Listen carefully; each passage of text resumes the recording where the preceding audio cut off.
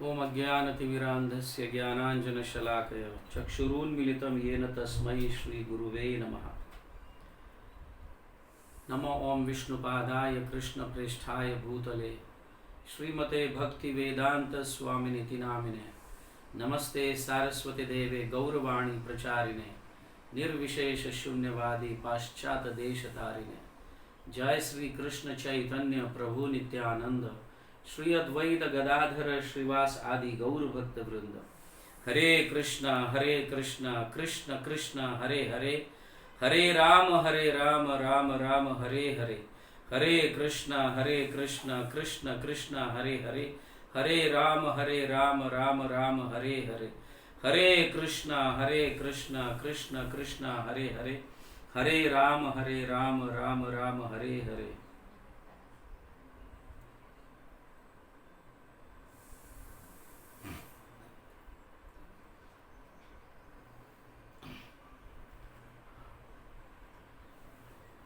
हरे कृष्णा, सबका स्वागत है। गौर भक्त वृंद दर्शन में आज हम श्री अभिराम ठाकुर के लीलाओं का और शिक्षाओं का दर्शन करने का प्रयास करेंगे, उनको समझने का प्रयास करेंगे। और बहुत ही सुंदर लीलाएं हैं श्री अभिराम ठाकुर जी के। तो ये अभिराम ठाकुर जो है ये श्रीधाम है, श्रीधाम राधा रानी के जो भाई है कृष्ण लीला में श्रीधाम, और नित्यानंद प्रभु के मेन प्रधान गोपाल है। अन्य सब गोप सखा होते हैं जो गैया चराते हैं, उनमें प्रधान मतलब leader of all cowherd boys, सभी गोप सखाओं के प्रधान है श्रीदाम। और चैतन्य लीला में वो अवतरित हुए अभिराम गोपाल ठाकुर नाम से। उन्हें अभिराम गोपाल भी कहा जाता है, अभिराम ठाकुर भी कहा जाता है, कभी कभी रामदास भी कहा जाता है उन्हें, रामदास। तो इन नामों से अभिराम ठाकुर जाने जाते हैं। कभी कभी भीराम दास भी कहा जाता है, भीराम दास, अभिराम ठाकुर या अभिराम गोपाल, और कभी कभी रामदास भी। रामदास इसलिए कहा जाता है क्योंकि वो नित्यानंद प्रभु के दास है, नित्यानंद प्रभु के दास है। उनके अनुयायियों में उनके सबसे अच्छे शिष्य है अभिराम ठाकुर। उनका भी बहुत बड़ा प्रचार की महिमा है, नित्यानंद प्रभु को सहायता उन्होंने प्रचार में बहुत की है। तो यहाँ पे गौर गणोदेश दीपिका में इस तरह से कहा गया, पूर्व श्रीधाम नाम सिद्ध अभिरामो अधून महान द्वत्रिंशत जनैर एव वहयम कष्टम उवाह सहा। इसका अर्थ यह है कि जो पहले कृष्ण लीला में जो श्रीधाम है, राधा रानी के भाई है, वो इस समय अभिराम ठाकुर के नाम से जाने जाते हैं, अवतरित हुए हैं। और एक दिन क्योंकि वो साख्य है, साख्य भाव में रहते हैं, इसीलिए वो भी जो है फ्लूट बजाते हैं, वो भी बांसुरी बजाते हैं, और उन्हें भी बहुत शौक है बांसुरी बजाने का। तो एक दिन ऐसे ही साख्य रस में, साख्य भाव में आ जाते हैं। तो चारों दिशा में वो ढूंढने लगते हैं, मुझे कहाँ बैम्बू मिलेगा जिससे मैं बांसुरी बनाऊं और बजाना शुरू करूं, ऐसे सोचने लगते हैं। तो बहुत जगह चारों दिशा में ढूंढने जाते हैं, और एक बहुत बड़ा ऐसा लॉग मिलता है, लकड़ी का बड़ा ऐसा पेड़ मिलता है, जिसको 32 लोग भी उठा नहीं पाते। द्वत्रिंशत, त्रिंशत मतलब 30, द्व मतलब 2, तो 30 और 2 द्वत्रिंशत् जनैरेव वयं कष्टम उपहसः, मतलब कष्ट, इतना 32 लोगों को भी वो उठाने में कष्ट होता था, तो अभिराम ठाकुर जस्ट ऐसे उठाते हैं और उसको बांसुरी में कन्वर्ट कर कर बजाना शुरू करते हैं। ऐसे अभिराम ठाकुर, श्रीदाम। तो इन्हें ऐसे नामों से जाने गए हैं। अभिराम गोपाल भी कहा जाता है, अभिराम ठाकुर भी कहा जाता है, रामदास भी कहा जाता है और भीराम दास भी कहा जाता है। तो इन नामों से ये जाने जाते हैं।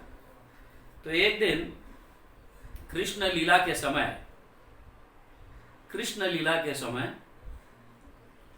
कृष्ण, बलराम और सारे गोप सखाएं जो है ये लपा छिपी खेलते रहते हैं, हाइड एंड सीक जिसको हम कहते हैं।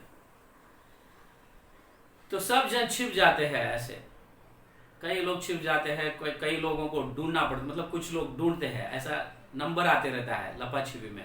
हाँ, तुम ढूंढना, हम सब छिप जाएंगे। हाँ, जो पकड़ता है, जो मिल जाता है, फिर वो ढूंढने का प्रयास करते हैं, बाकी सब छिपते हैं। अब जानते हैं ये लपा छिपी को कैसा होता है। तो ऐसे कृष्ण और बलराम और सारे सखाएं खेलते रहते हैं लपा छिपी। तो श्रीदाम जो है अग्रगण्य गोप सखा, जिसको प्रधान गोपाल कहा गया है, प्रधान गोप कहा गया है, तो थोड़े दूर जाकर एक केव में, एक गुफा में छुप जाते हैं। और ऐसे ही थोड़े समय हो जाने के बाद कृष्ण को ऐसा मन होता है कि चलो सब जन अभी नवद्वीप जाएंगे। तो अचानक सब जन नवद्वीप निकलने के लिए पड़ते हैं, निकल चलते हैं सब। जो नवद्वीप, बलराम, फिर अन्य गोप सखा वगैरह सब नवद्वीप के लिए निकलते हैं, नादिया ग्राम के लिए निकलते हैं। ऐसे ही कृष्ण को अचानक मन होता है चलो नदिया जाएंगे, नवद्वीप जाएंगे।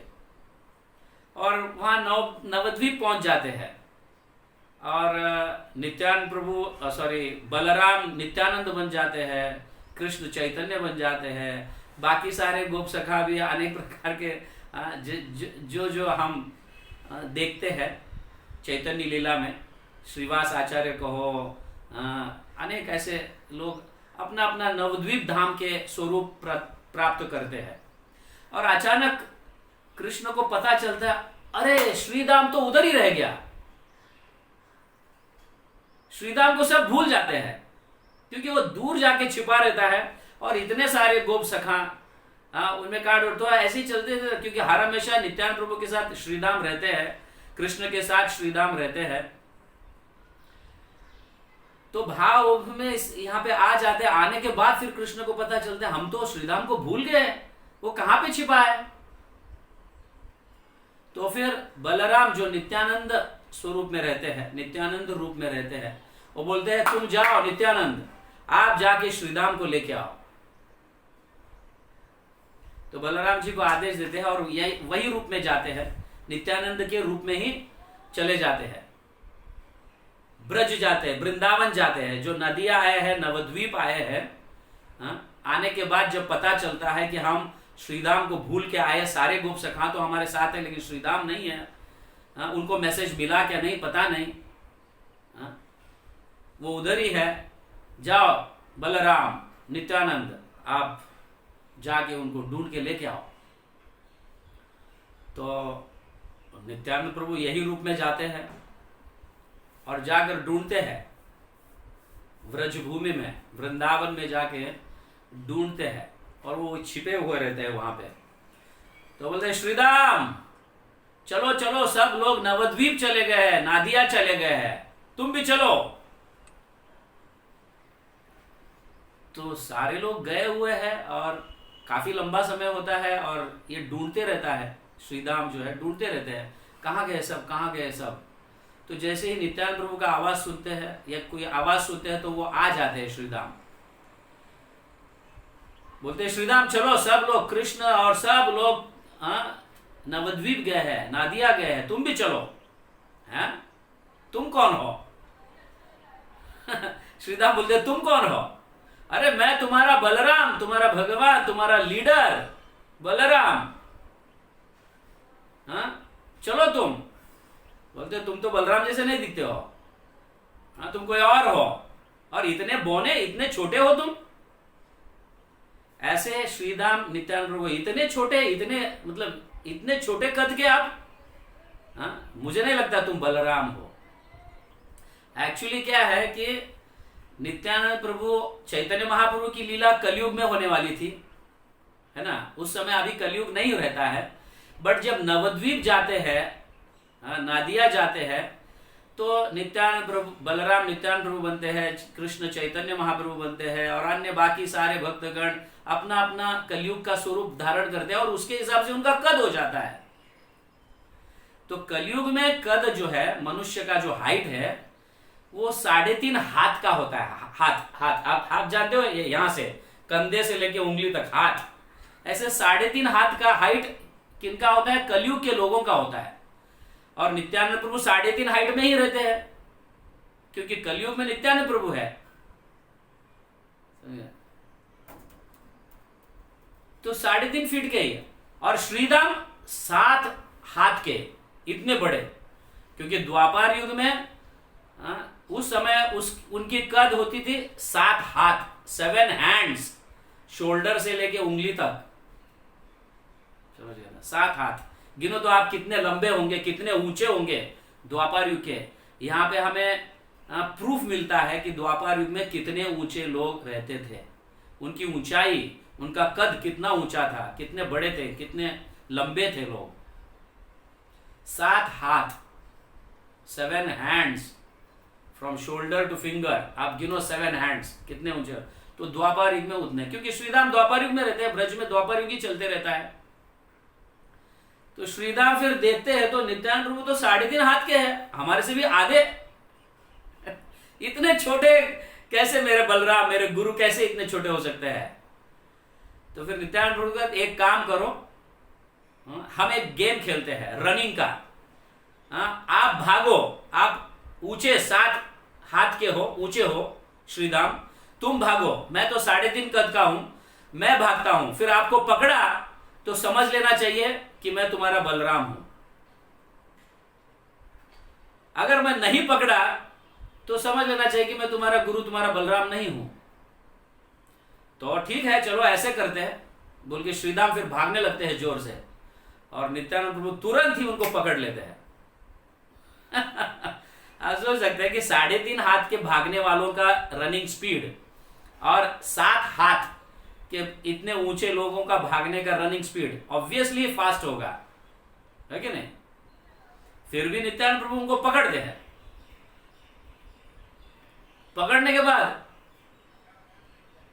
वो मान तो लेते हैं, फिर भी मैं नहीं आऊंगा, मैं नहीं आऊंगा, मुझे आप सब लोग छोड़ के चले गए, मैं नहीं आऊंगा, जाओ। थोड़े गुस्से हो जाते हैं और नाराज हो जाते हैं, जाओ जाओ तुम जाओ, मैं नहीं आऊंगा, आपको जो करना है कर लो, जाओ। तो बहुत नित्यानंद प्रभु समझाते हैं, नहीं चलो चलो चलो। तो फिर श्रीधाम क्या करते हैं? श्रीधाम कलयुग का अपना स्वरूप को छोड़ देते हैं और श्रीधाम उधर ही रहते हैं। तो अभिराम ठाकुर के स्वरूप में वो प्रकट होते हैं, 3.5 हाथ के रूप में प्रकट होते हैं, और नित्यानंद प्रभु के साथ उनको भेजते हैं। और मैं श्रीधाम बोलते हैं मैं नहीं आऊंगा, मेरा स्वरूप आएगा, जाओ लेके। तो श्रीधाम उधर ही रहते हैं, नाराज रहते हैं बहुत श्रीधाम, क्योंकि उनको छोड़ के गए हैं ना, इसलिए वो बहुत नाराज रहते हैं। तो ऐसे बोलते हैं कि मैं नहीं आऊंगा, जाओ कृष्ण को बोल दो मैं नहीं आऊंगा, इस तरह से वो बोलने लगते हैं, और श्रीधाम जाते नहीं हैं। तो इससे कंटिन्यूड लीला है, क्योंकि श्रीधाम नाराज रहते हैं, हाँ बहुत गुस्से में भी रहते हैं कि मुझे छोड़ के, मैं प्रधान गोपाल, और नित्यानंद प्रभु को तो मुझे छोड़ के जाना ही नहीं चाहिए था, क्योंकि वो मेरे गुरु है और मैं उनका प्रधान गोपाल हूं, मैं उनको भगवान मानता हूं, हर हमेशा उनकी आज्ञा का पालन करता हूं, सब ये करता हूं, तो मुझे छोड़ के चले गए, मैं नहीं जाऊंगा, इस तरह से। और उसी से कनेक्टेड ये लीला है, क्योंकि श्रीधाम नाराज हुए थे, नित्यानंद प्रभु पर बहुत नाराज हुए थे, बट अभिराम ठाकुर के रूप में तो वो गए थे, पार्शियल एक्सपांशन ऐसे गए थे। बट यहां पे जो है एक सुंदर पास टाइम यहां पे कहा गया है, अभिराम ठाकुर लीलामृत में ये लिखा गया है। उठ उठ ओरे शिष्य सुनह वचन अमार, समझ गया ना? उठ उठ मतलब उठो उठो, ओरे शिष्य, ओ मेरे शिष्य उठो, सुना वचन अमार, मेरे वचन मेरे शब्दों को सुनो, येते के लीला करह वर्णन एत बलि मोर, मेरे लीला का वर्णन करो तुम, एक ग्रंथ लिखो तुम मेरे लीला का, ऐसे वो कहने लगते हैं। तो जैसे ही ये शिष्य जो है जैसे ही चरण पकड़ते हैं, हाँ, अभिराम ठाकुर के चरण पकड़ते हैं, तो चरण पकड़ने के बाद सभी अभिराम ठाकुर के लीलाओं का दर्शन होता है इस शिष्य को। हाँ, 1 minute, I will see this.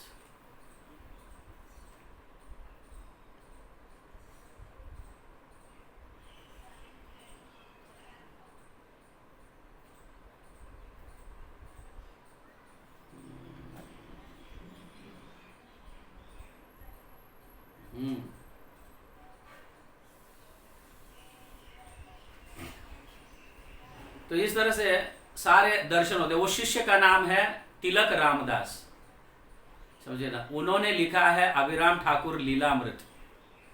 तो अभिराम ठाकुर स्वयं उनके, हाँ, उनको दर्शन देते हैं और ऐसे ही मतलब रेस्ट लेते रहते हैं वो। तो उनको कहते हैं उठो उठो ओरे शिष्य उठो, सुनो वचन मोरा, मेरे वचन को सुनो, तुम मेरे लीलाओं का क्या करो, दर्शन करो। तो जैसे ही चरण पकड़ते हैं, तिलक रामदास चरण पकड़ते हैं अभिराम ठाकुर के, तो तुरंत सब उनको अभिराम ठाकुर के दर्शन, लीलाओं का दर्शन होने लगता है। और ये दर्शन को देखकर, उसको स्मरण कर कर फिर तिलक रामदास ग्रंथ लिखते हैं। अभिराम लीलामृत ऐसा ग्रंथ है। तो उस ग्रंथ में बहुत सुंदर वर्णन किया गया है उस ग्रंथ में। तो ऐसा वर्णन है कि अभिराम ठाकुर जो है, इतने महान और इतने पावरफुल भक्त बने कि जब भी कोई शालिग्राम शिला लेके आता है और अभिराम ठाकुर को दिखाते हैं तो तुरंत ही वो प्रणाम करते हैं उस शिला को। और कुछ कुछ शिला तो टुकड़े टुकड़े होकर अथर पिथर हो जाते हैं, फूट जाते हैं शिला। तो इसका अर्थ ये समझाते हैं कि जो शिला एक्चुअली शालिग्राम शिला नहीं है, अभिराम प्रभु जैसे ही प्रणाम करते हैं वो टुकड़े होने लगते हैं, समझ गया ना?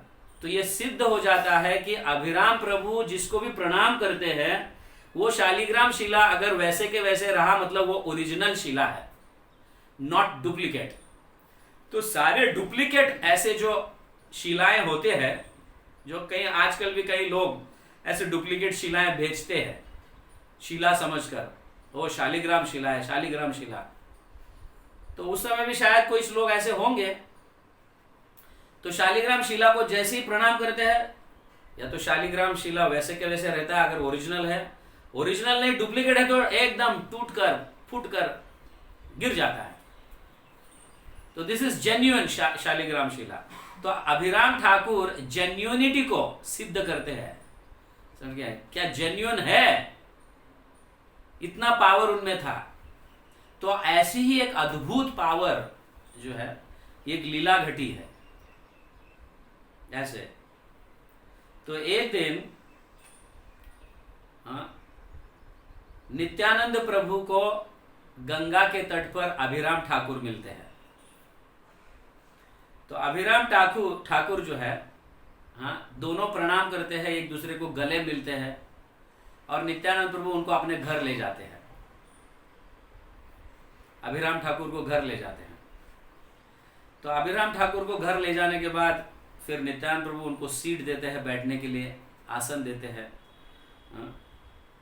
तो और फिर नित्यानंद प्रभु अभिराम ठाकुर को कैसे तुमको नदी क्रॉस करके इस जगह आना पड़ा। एक्चुअली क्या, उनका घर उनके घर के तरफ जाते रहते हैं, अभिराम ठाकुर नित्यानंद प्रभु के घर के तरफ जाते रहते हैं, क्योंकि उनके नदी के तट पर ही उनका घर होता है। तो उस समय वो क्रॉस करके जाते रहते हैं। तो जैसे ही देखते हैं नित्यानंद प्रभु बाहर ही है, तो जाके मिलते हैं, फिर एक दूसरे के गले मिलते हैं। फिर नित्यानंद प्रभु अभिराम ठाकुर को घर पे ले आते हैं और बिठाते हैं और कहने लगते हैं, बोलो अभिराम, क्या हेतु था, कैसे यहाँ पे आना हुआ।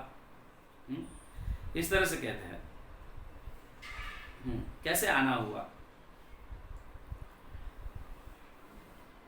तो वो कहते हैं, मुझे तुम्हारे पुत्र को देखना है, क्योंकि अभी अभी जन्मा हुआ रहता है पुत्र, नित्यानंद प्रभु को जन्मा हुआ रहता है पुत्र। तो मुझे तुम्हारे पुत्र के दर्शन करने हैं, मुझे देखना है। और वो पुत्र को देखते हैं और प्रणाम करते हैं, ऐसा ओबिसेंसेस, तुरंत ही बच्चा मर जाता है।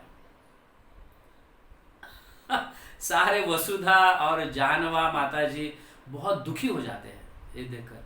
अभिराम ठाकुर ने प्रणाम किया, बच्चा मर गया। बोलते ये ऐसे, मतलब ऐसे कहते हैं ना कि डाली पर कौवा बैठना और डाली टूटना, ऐसा समझकर भूल जाते हो कि मर गया है। तो नित्यानंद प्रभु लेकर उनको गंगा में छोड़ देते हैं, उस बच्चे को, और फिर वापस घर आते हैं, स्नान बीन करते हैं। तो फिर अभिराम ठाकुर चले जाते हैं।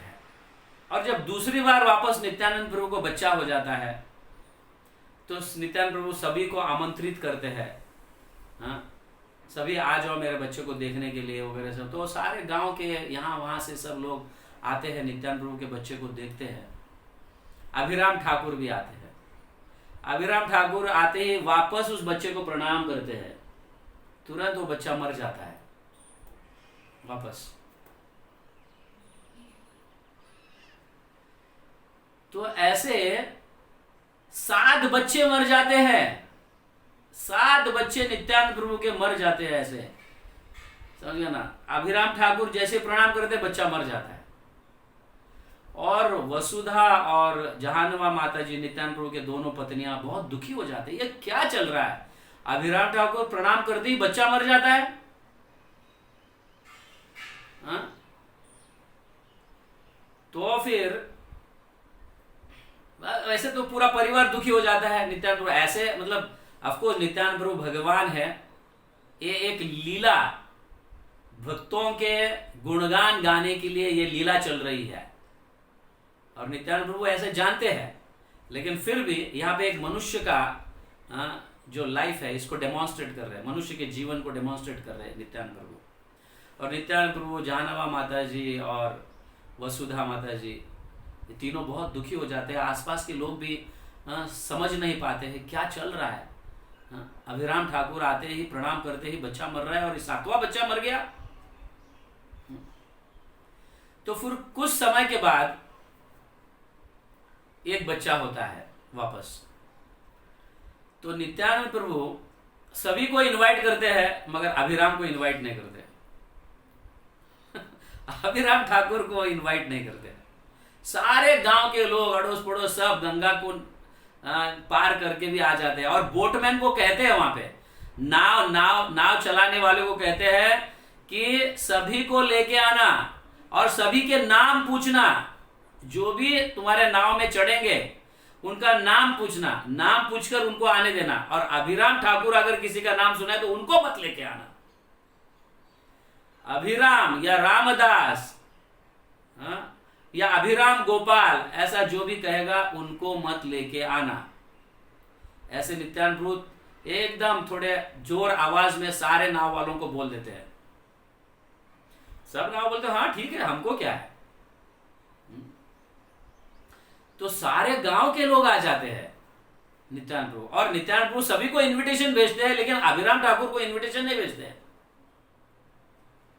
और अभिराम ठाकुर बोलते मेरे को इनविटेशन नहीं आया तो मैं जाऊं क्यों। तो इस तरह से सारे लोग नाव में बैठ के नित्यानंद प्रभु के घर आते हैं। बहुत बड़ा फेस्टिवल मना रहे हैं, बहुत बड़ा फेस्टिवल मना रहे हैं।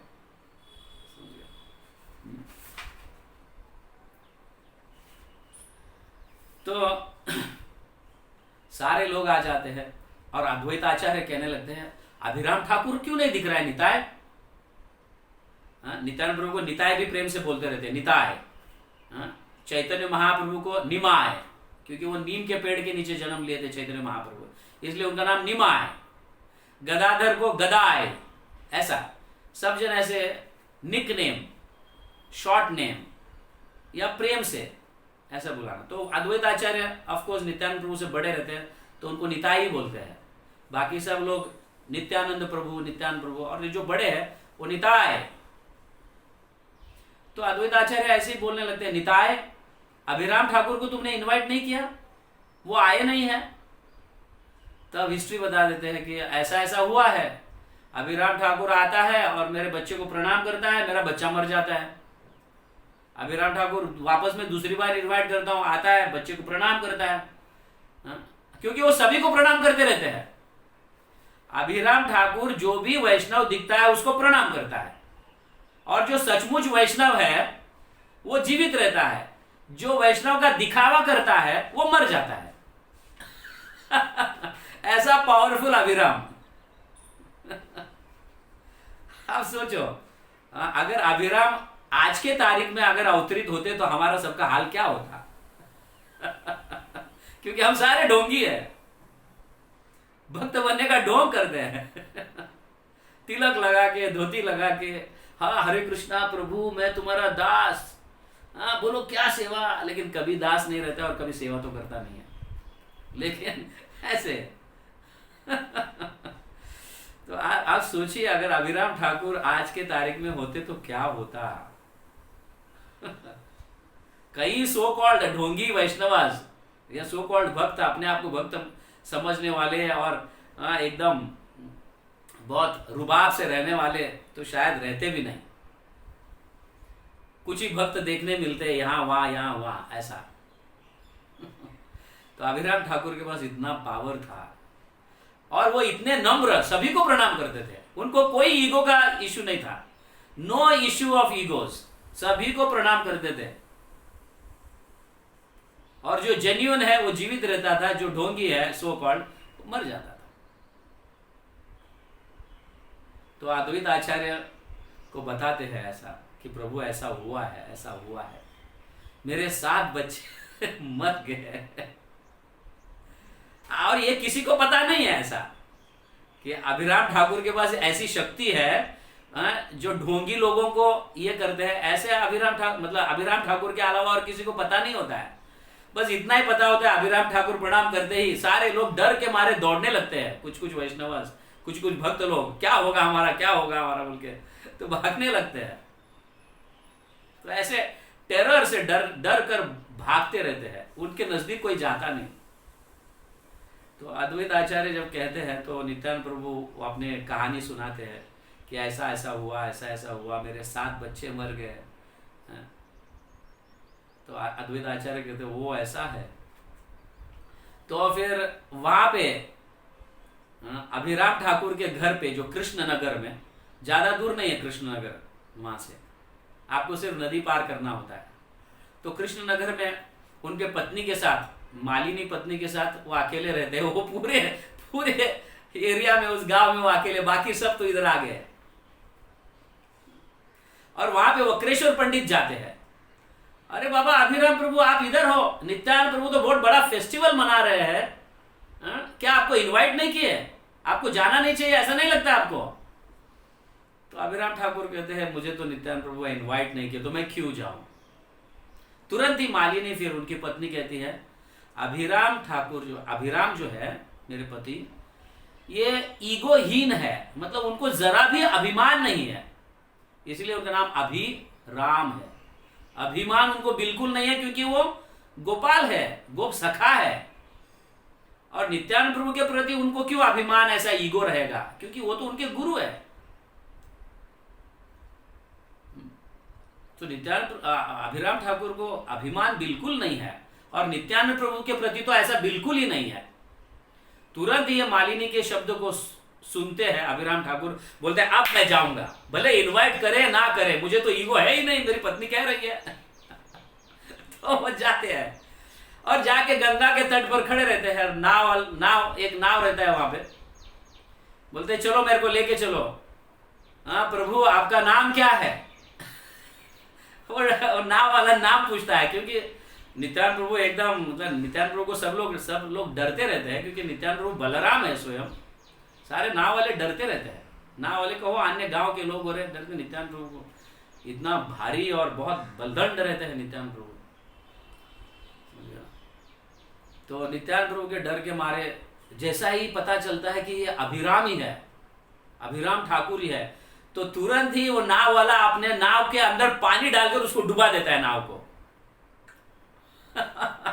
क्योंकि ले जाने की नौबत नहीं आएगी। डूब गया मेरा नाव, डूब गया मेरा नाव, डूब गया। उसको छिद्र था या ऐसे कुछ बहाने बनाते थे, उसके अंदर होल था, तो पानी भरकर डूब गया। ये देखकर बाकी सारे नाव वाले भी उसको डुबा देते हैं, अपने नाव को पानी में डुबाकर हाथ ऊपर करते हैं सब। तो अभिराम ठाकुर ये देखते हैं कि हाँ शायद ये सब ये प्री प्लान्ड चीजें हैं, सब प्री प्लान्ड। तो अभिराम ठाकुर अपना उपवस्त्र लेता है और गंगा के नदी में ऐसा फेंक देता है, और वो उपवस्त्र तैरने लगता है, और उसके ऊपर अभिराम ठाकुर बैठ जाते हैं और गंगा को पार करते हैं। आप सोचो क्या शक्ति होगी। अपने उपवस्त्र को गंगा में ऐसे फेंक दिए, हाँ, और वो नाव बन गया।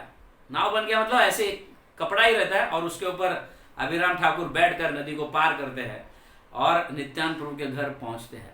पहुंचने ही वाले रहते हैं, तो उतने में कुछ लोग जो वहां पे गंगा के तट पर रहते हैं वो बोलते हैं अभिराम आ रहे, अभिराम अभिराम आ रहे। जाके नित्यानंद प्रभु को मैसेज देते हैं, अभिराम प्रभु आ रहे, अभिराम ठाकुर आ रहे हैं। नित्यानंद प्रभु को मैसेज देते हैं, और नित्यानंद प्रभु एकदम, मतलब सारे लोग ये सुनकर, जहानावा माता जी, वसुधा माता जी और अन्य सारे स्त्रियां वगैरह कुछ भक्त लोग डरने लगते हैं। और नित्यानंद प्रभु क्या करते हैं, पूरे कीर्तन मंडली को लेते हैं, चलो कीर्तन करते करते हम गंगा के तट पर जाएंगे। तो नित्यानंद प्रभु और भी कई महंत और कई भक्तगण सब कीर्तन जोर जोर से मृदंग बजाकर, करताल बजाते, झांझ बजाते, जोर जोर से हरे कृष्णा कृष्णा कृष्णा हरे हरे, हरे राम राम राम हरे हरे, इस महामंत्र का कीर्तन करते करते निकलते हैं।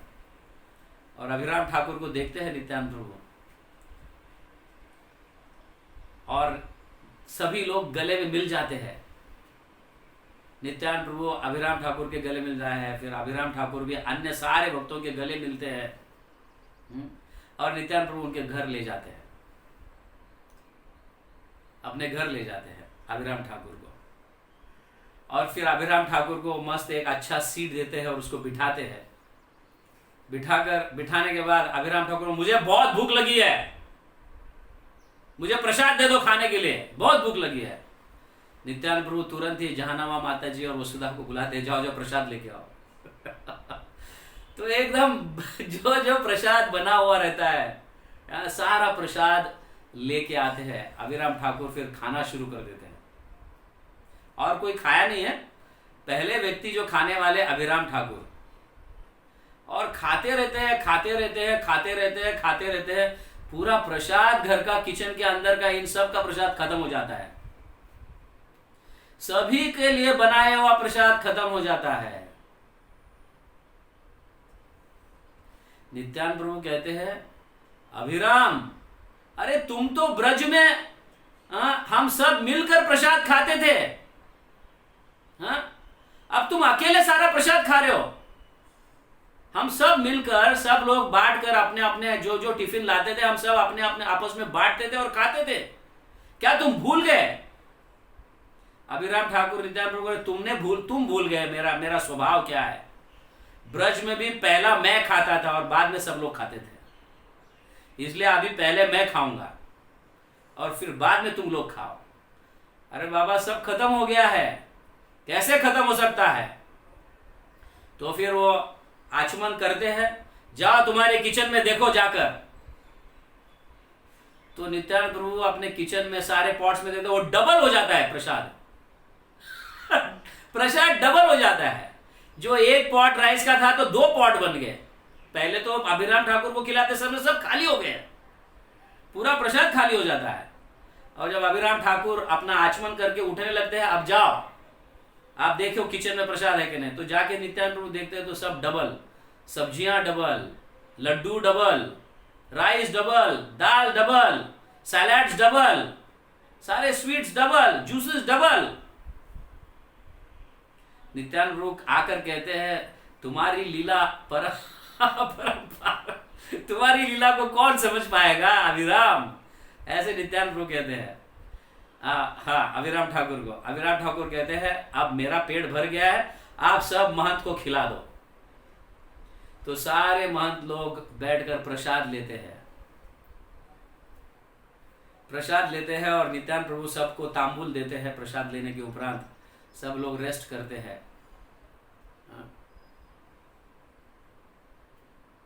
तो फिर अब अभिराम ठाकुर कहते हैं नित्यानंद प्रभु तुम्हारे पुत्र को लेके आओ, मैं देखना चाहता हूं तुम्हारे पुत्र को। प्रसाद तो खा लिया।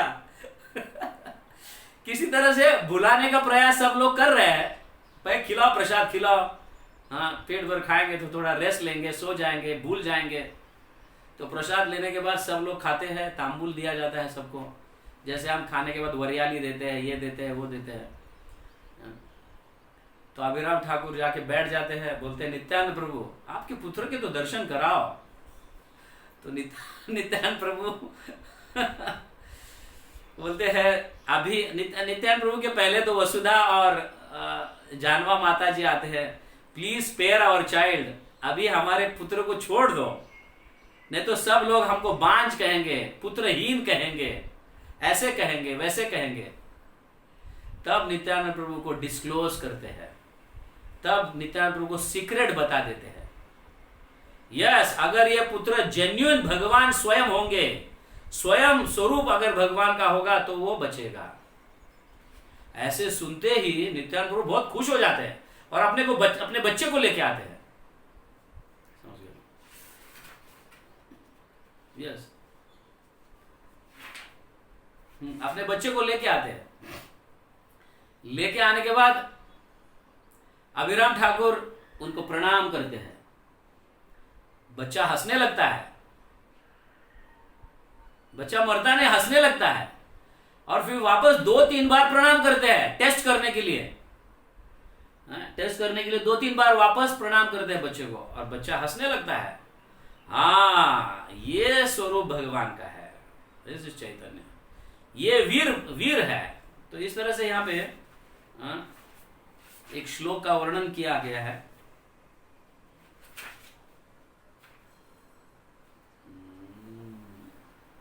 यस, जय ना देखे छ गौर देखे आर, बार पुनर्बार सही गौर वीर अवतार।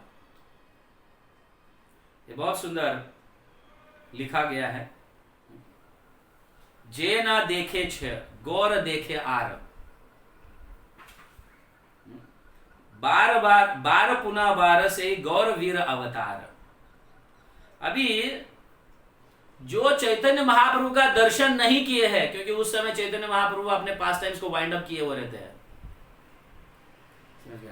जो चैतन्य महाप्रभु का दर्शन नहीं किए हैं वही गौर अभी वीर भद्र के रूप में अवतरित हुए हैं और करो सब लोग इनका दर्शन। ये चैतन्य महाप्रभु स्वयं है, ऐसे अभिराम ठाकुर प्रोक्लेम कर देते हैं, डिक्लेयर कर देते हैं अभिराम ठाकुर। और सब जन इस गौरहरि वीर चंद्र के रूप में जो गौरहरि प्रकट हुए हैं, इनका सब लोग दर्शन लेने लगते हैं।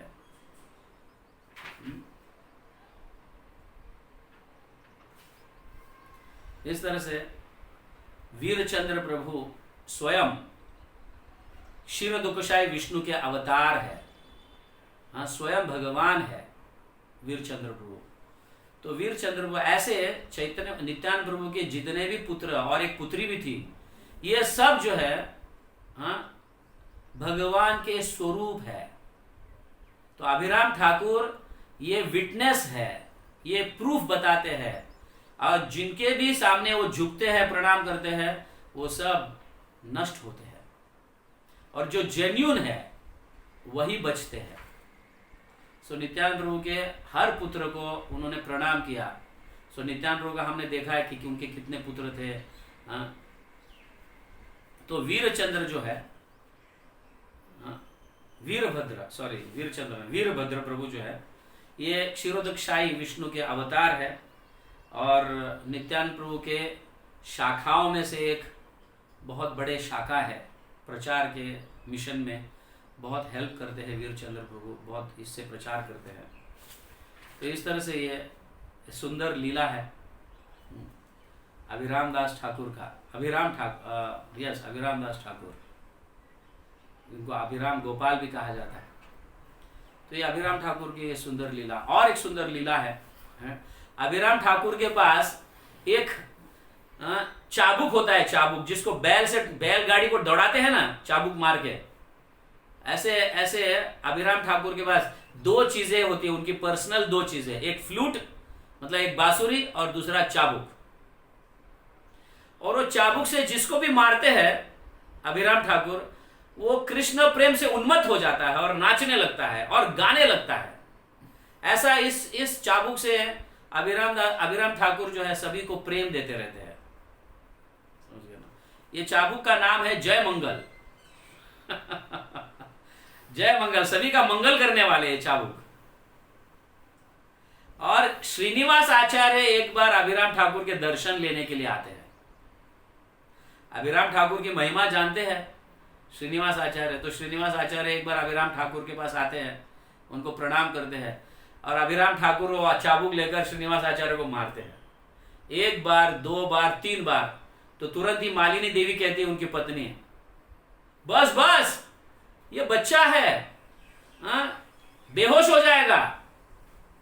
लेकिन श्रीनिवास आचार्य जो है बेहोश नहीं होते हैं, और जितना बार मारते हैं उतने जोर जोर से और उतने ऊंचे कूद कर नाचने लगते हैं, हरि हरि हरि हरि हरि हरि बोल के, और हरे कृष्ण महामंत्र को गाकर नाचने लगते हैं अभिराम ठाकुर श्रीनिवास आचार्य। तो इससे सिद्ध होता है कि श्रीनिवास आचार्य जेन्यून भक्त है, और उन्होंने कृष्ण प्रेम प्राप्त किया अभिराम ठाकुर के हाथों से। तो इस तरह से ऐसे अनेक लीला है अभिराम ठाकुर के। एक बार तो उनको गोपीनाथ सपने में आते हैं, बोलते हैं कि मैं यहाँ पे गाड़ा गया किसी भक्तों के माध्यम से, किसी ब्राह्मणों के माध्यम से, तुम जाकर मुझे निकालो। जैसा हम मुझे ये पढ़ते समय माधवेंद्रपुरी का याद आ रहा था कि माधवेंद्रपुरी को भी भगवान सपने में आकर गोपाल ने कहा था कि मैं पेड़ों में छुपा हूँ, मुझे कोई ब्राह्मण छिपाया है मोगल के डर के कारण, मुसलमानों के डर के कारण। तो उसी तरह से अभिराम ठाकुर को भी गोपीनाथ जी सपने में आते हैं और कहते हैं कि मुझे ऐसे जमीन में गाड़ा गया है, तुम वहां से निकालो। तो अभिराम ठाकुर उस जमीन के पास जाते हैं और खोद कर उसको निकालते हैं, समझ गए? और वो बाद में रामकुंड बन जाता है वहां पे, उसमें पानी भरकर फिर रामकुंड बन जाता है, क्योंकि अभिराम ठाकुर ने वो कुंड को बनाया, इसलिए रामकुंड से नाम के जाना। और अभी गोपीनाथ अभी भी आप दर्शन ले सकते हो कृष्णनगर में। कृष्णनगर में अभी भी गोपीनाथ के दर्शन ले सकते हो, और वहां पे रामकुंड भी है। बहुत सुंदर मंदिर है कृष्णनगर में। तो इस तरह से अनेक लीलाएं हैं अभिराम ठाकुर के। इसको अभिराम ठाकुर लीलामृत में बहुत सुंदर तिलक रामदास लिखते हैं, उनके शिष्य लिखते हैं। तो चैतन्य महाप्रभु नित्यानंद प्रभु को जब ओडिशा में रहते हैं, मतलब या जगन्नाथपुरी में रहते हैं, तो नित्यानंद प्रभु को बंगाल में भेजते हैं, तुम प्रचार करने के लिए बंगाल जाओ। कुछ वैष्णव को, जैसे रूप गोस्वामी, सनातन गोस्वामी को वृंदावन भेजते हैं। गदाधर पंडित तो जगन्नाथपुरी में ही रहते हैं, हरिदास ठाकुर भी जगन्नाथपुरी में रहते हैं, और नित्यानंद प्रभु को आज्ञा देते हैं तुम वापस कभी यात्रा में मत आओ, उधर ही प्रचार करो बंगाल में, तुम्हें यात्रा में आने की जरूरत नहीं सभी भक्तों के साथ चतुर्मास में। तो नित्यानंद प्रभु आज्ञा का पालन करते हैं, चैतन्य महाप्रभु की आज्ञा का वो स्वयं बड़े भाई होते हुए भी पालन करते हैं। और उस समय नित्यानंद प्रभु के साथ अभिराम ठाकुर को और गदाधर दास, नॉट गदाधर पंडित, गदाधर दास को भी नित्यानंद प्रभु के साथ भेजते हैं प्रचार करने के लिए। तो अभिराम ठाकुर इस तरह से नित्यानंद प्रभु के बहुत अच्छे भक्त और अच्छे प्रचारक, सपोर्टर रहे हैं। और उनकी भी अपनी नित्यानंद प्रभु के शाखा के साथ साथ उनकी भी अपनी एक नित्यानंद प्रभु के शाखा को जोड़कर एक बड़ी शाखा है प्रचार के इसमें। तो इस तरह से अभिराम ठाकुर को जैसे ही बंगाल पहुंचते हैं, सारे जो अपराधी है और ढोंगी लोग हैं और नास्तिक लोग हैं, अभिराम ठाकुर को देखते ही दूर दूर तक भागने लगते हैं। कोई उनके नजदीक में आने के लिए तैयार नहीं रहता है, क्योंकि डर रहता है अभिराम ठाकुर जैसे ही हमको प्रणाम करेंगे हमारा तो कोई खैर नहीं, हम तो मर ही जाएंगे। इसलिए डर के मारे कोई उनके नजदीक आते ही नहीं। जो जेन्यून है वही आके दर्शन करते हैं, और अभिराम ठाकुर भी दर्शन देते हैं प्रणाम करके और गले मिलते हैं। और ढोंगी लोग, नास्तिक लोग ऐसे अभिराम ठाकुर के नजदीक कभी आते ही नहीं, दूर दूर तक दूर रहते हैं। तो ऐसे है अभिराम ठाकुर की लीलाएं, बहुत सुंदर। ये श्रीधाम है, खनककुला बोल के कृष्णनगर के पास जो गांव है, या एरिया का नाम है खनक नगर, वहाँ पे खनककुला कृष्णनगर के पास ये गांव है। वहाँ पे अभी भी मंदिर है अभिराम दास ठाकुर का, जहाँ पे गोपीनाथ है। तो ये बहुत सुंदर। पूर्व श्रीधाम नाम सिद्ध अभिरामो अधून महान द्वम त्रिंशता जनैर एव वह्यम कष्टम उवाह सह। तो इस तरह से इनका वर्णन गौर गणोदेश दीपिका में किया गया है। वो श्रीधाम है, राधा रानी के भाई है और गोप सखाओं में प्रधान गोप सखा है, समझ गया ना, सारे गोपों में प्रधान। He is the leader of all cowherd boys, और उनकी लीला अद्भुत है। ऐसे कई ब्रज लीलाएं भी है श्रीधाम के। हम तो सिर्फ जो अभिराम ठाकुर लीला से कनेक्टेड था उन्हीं को हमने उसका वर्णन किया है। तो सीखना क्या है आज की इस लीलाओं में, अभिराम ठाकुर के लीला और शिक्षाओं में से हमें सीखना क्या है? हमें सीखना है कि हम जेन्यून बनकर रहे, जेन्यून भक्त बनकर रहे, ढोंग ना करे भक्ति का, या बहुत नम्र विनम्र होने का ढोंग ना करे। है तो जेन्यूनली करना चाहिए विनम्रता, और ऐसे भी सभी को जेन्यूनली विनम्रता रहनी चाहिए। हमने देखा है शरणागति में सबसे पहला शरणागति का अंग जो है वो विनम्रता है, दैन्य। और ऐसे होंगे तो ही हमारी भक्ति आगे बढ़ेगी।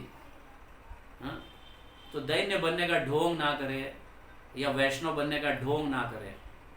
हम सही सही वैष्णव बनने का प्रयास, या अभिराम ठाकुर को आप प्रार्थना कर सकते हैं रोज, प्रभु आपकी कृपा से हम सही वैष्णव बने, ढोंगी ना बने, आप में ये शक्ति है, समझ गए ना। इस तरह से हम रोज प्रार्थना कर सकते हैं अभिराम ठाकुर को, और इस तरह से कि हम सचमुच ढोंगी है क्या नहीं? हम सब ढोंगी है, भक्त बनने का ढोंग करते हैं। लेकिन अभिराम ठाकुर को प्रार्थना करेंगे तो हम सही वैष्णव बनने के चांसेस है, सही भक्त बनने के। और अभिराम ठाकुर की अगर कृपा मिल गई तो कृष्ण प्रेम ज्यादा दूर नहीं है, क्योंकि वो श्रीधाम है, स्वयं श्रीधाम है और लीडर है गोप सखाओं का। तो उनकी अगर कृपा प्राप्त होगी तो कृष्ण प्रेम ज्यादा दूर नहीं है, ऐसा समझ सकते हैं। सो आप प्रार्थना कीजिए सबको, और सभी के लिए भी प्रार्थना कीजिए अभिराम ठाकुर को कि हम सब जेन्युइन भक्त बने, ढोंगी ना बने, कृष्ण प्रेम प्राप्त हो, ऐसे हमारी प्रार्थना होनी चाहिए। ओके,